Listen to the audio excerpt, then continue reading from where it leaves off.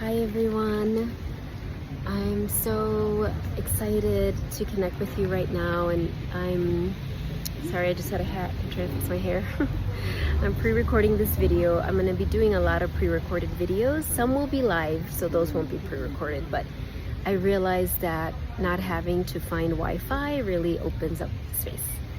So I'm talking to all of you beautiful helpers, all of you who are have that helper heart. Maybe you're in a helper profession. A lot of my clients are coaches or other therapists. I shouldn't say other. I'm not a therapist. Coaches or therapists, or former nurses. But you don't have to be in those professions. The key is that you are someone who has always had this longing, this desire to help humanity, to bring about new solutions, to bring about creative ideas, to share your art, to be an inspiration, to usher in transformation, to be an example of what's possible. There's many ways to say that. And so I've been doing this work for 15 years, coaching the helpers. And this year I declared it was as a year 9 in numerology. 9 is the year of the number of completion. It's also the year of the snake in Chinese astrology. So shedding all limiting self-concepts, old programming, traumas, anything that holds you back from having the greatest impact that you're here to have. And so that's what I talk about, that's what I teach about, that's what I coach on. But not just having the most impact, because truly having the most impact only happens when you're sovereign, when you're in that place of sovereignty, when you're not doing it from people pleasing, from codependency, from dimming your light, from self-sacrifice, but truly from understanding that you are on a divine mission, that you have a divine assignment, that it is your sacred responsibility to make sure that you are not only okay, that you are in alignment. And so I wanted to talk to you today about asking yourself the crucial question of what do you want? Like, how do you want to add value? And I don't mean in the future, 10 years from now, 5 years from now, even next year. I mean now. So here we are. This is, October 13th. I know you may be watching this in the future, but whenever you're watching it, just take it as immediate, in the present moment. But if you're watching this now, October 13th, we have, less than 3 months left in the year. So I want you to ask your question for now, from now till the end of the year. And what the specific teaching I want to share is this. One is, asking that question, what do you want, is a very difficult question, actually. It's not meant to be. It's actually meant to be super simple. And the more you ask yourself that and follow the guidance, the easier it becomes. But if you've heard me talk about this before, you know this, and if you haven't, I'm going to say it here. As helpers, there are a lot of thought errors. There's a lot of, not just thought errors, programming about what it means to be a good helper, a nice helper, a kind person, a good person. And that programming is exactly what creates burnout, or creates dimming your light, or creates having this deep longing to have so much impact, but also being afraid of burning out, afraid of overdoing it. And so because of those thought errors, and also because as a helper, you're uniquely designed, you have divine technology to attune to the pain of the world, right? It's like God, the divine spirit, created you that way. But this is where the thought error happens. We think that we are attuned to the pain of the world so we can feel the pain of the world. Like, we can feel it, and then there's this weird martyr identity that comes in, okay, I have to suffer with the people that I'm here to help. I have to stay in that space. But no, attuning to the pain of the world, what that actually means is attuning to the divine solution to remedy the pain of the world. But again, there's all this programming, religious programming, family programming, that has us forget that. And so because of all of those reasons, the question of what do you want, how do you want to add value, can feel like the most challenging question. Often instead we ask, well, what do my people need? What does the world need from me?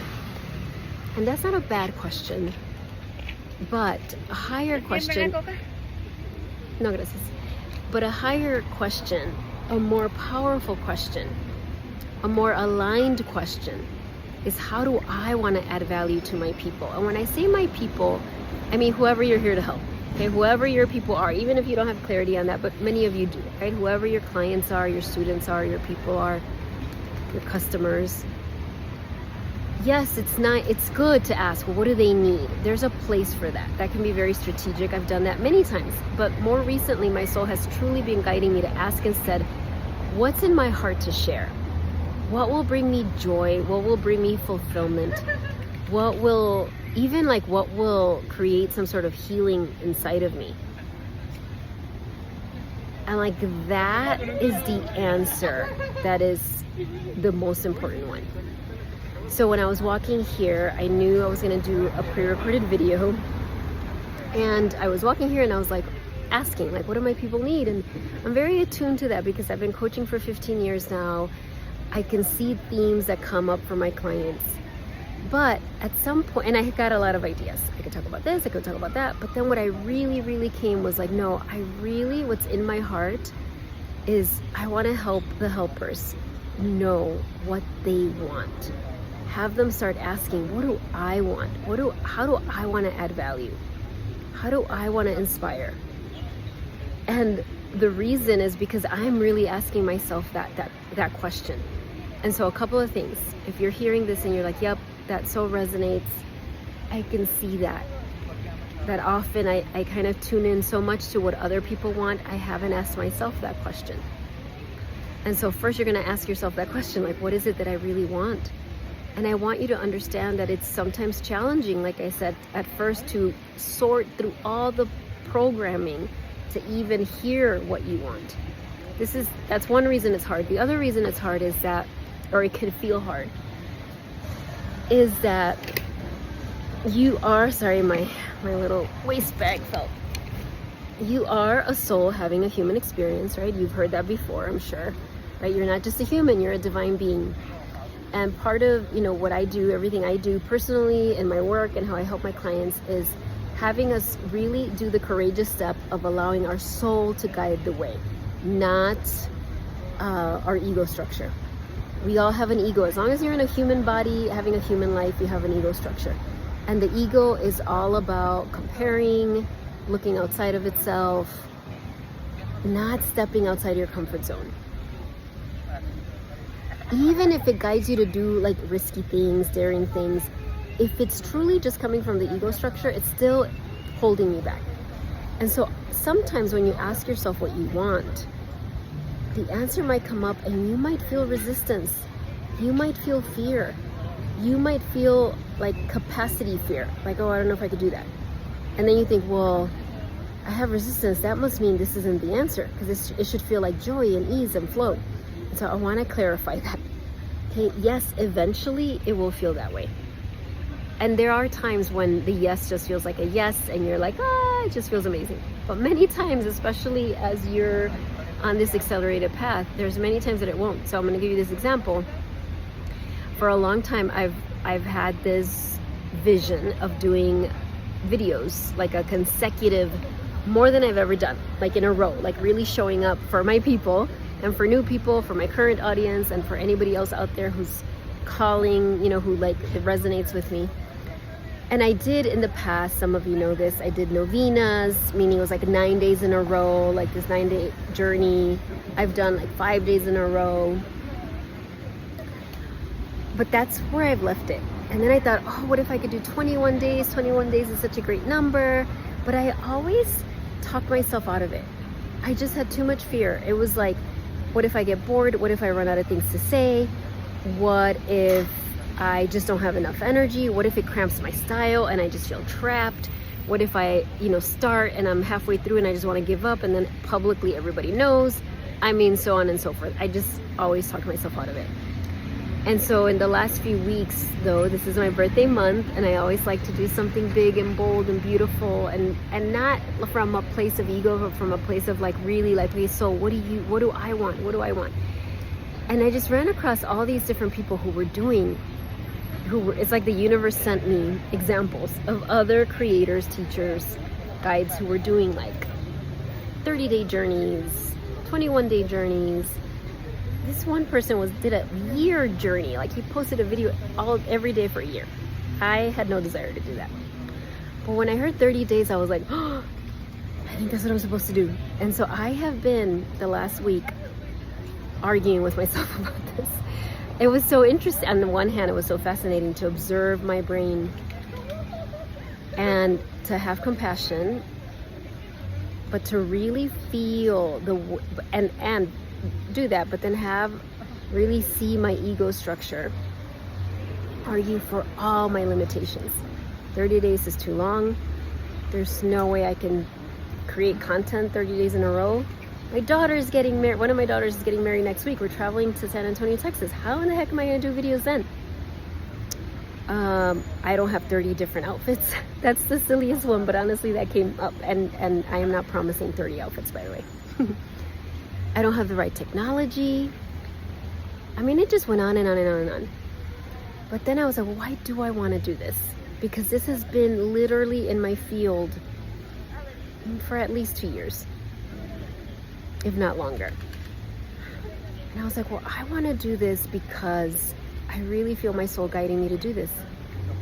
Because I want to be in that place of alignment. I want to just be this open channel for the teachings that are going to flow through me without any pressure that I have to perform or look a certain way, or they have to be really long or really short or anything, but just to show up. I want to increase my capacity. I know that showing up every day for 30 days, like, what an amazing intention for me, because it's not just me showing up, it's like me showing up in alignment with who I'm becoming, right? The version of me that's been calling me forward. I want to be an example of what's possible. So anyway, as I went on and on and on, I was like, yep, this is what I'm doing. So I'm announcing it. I'm not doing this big announcement. Whoever watches this, you'll know this is the first one. And maybe you'll be on day 27, and that's the first day you'll see my video, but then you can come back and see this first one. And so that's an example of how it was hard to discern what I wanted.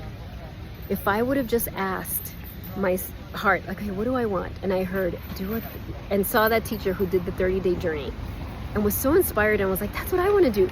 Like, it felt so genuine. But then my whole body was like, that's scary. No, I don't think I can do it. No. Like, I could have just been like, oh, that's obviously not in alignment, because it doesn't feel like flow. I'm feeling all this resistance. It feels like efforting. I'm going to let it go. I would have actually stepped out of alignment. I had to give space for the discomfort.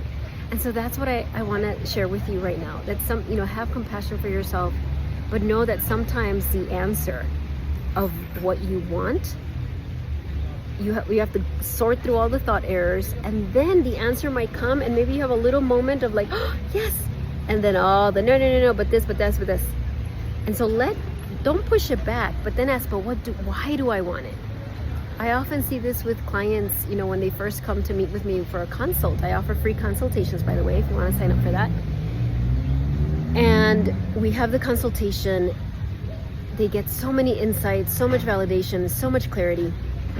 Like that, yes, this is what they need. This is the path forward. And then their ego structure. In fact, I tell them, okay, because they say, I really feel I want to work with you. I want to. And if I feel it's aligned and we both feel it's aligned, it's such a beautiful thing.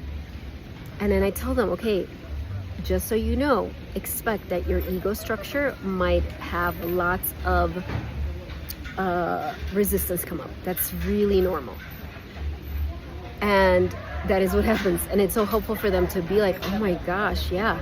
It's like my ego just started arguing for why it's not a good idea.